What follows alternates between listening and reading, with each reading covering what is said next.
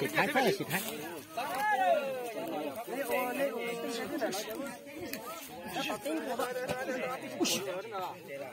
Ui xịt.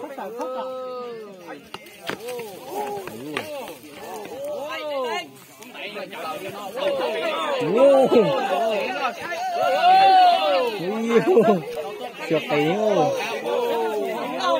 Sẽ loay nhiều tôi là ô. Khóc tí là ô.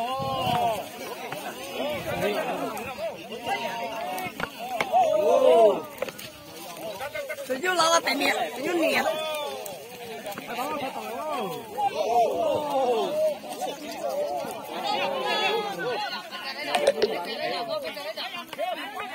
Có đến gì đó. Nó to mình con này.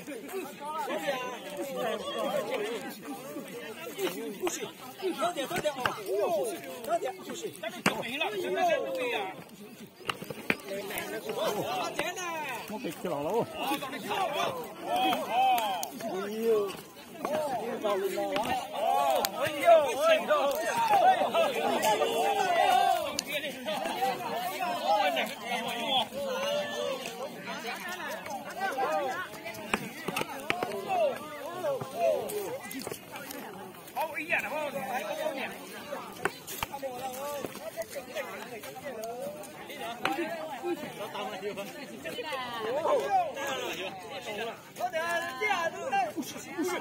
Chưa giống đánh tổng.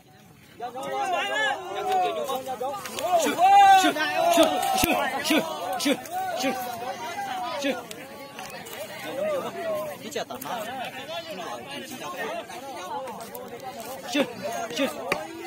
Ô, con ra này.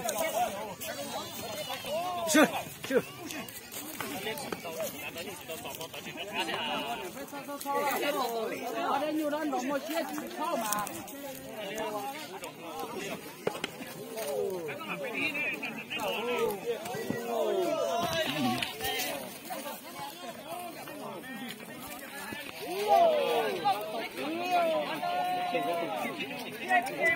Bếp cua rồi bà có mày. Đi đi. Bếp cua cái này tôi này đi. Không đâu. Này cái này là cái tiêu. Kia tự nhiên là thoải mái anh chị lo con với con. Liên này.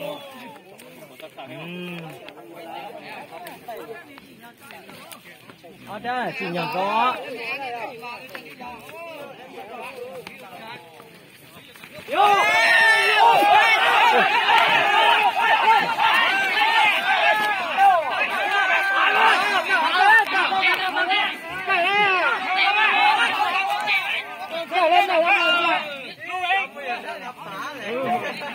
Nó đừng bắt bèo.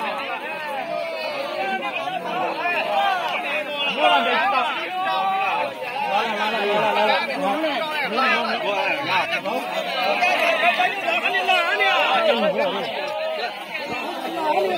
Yes.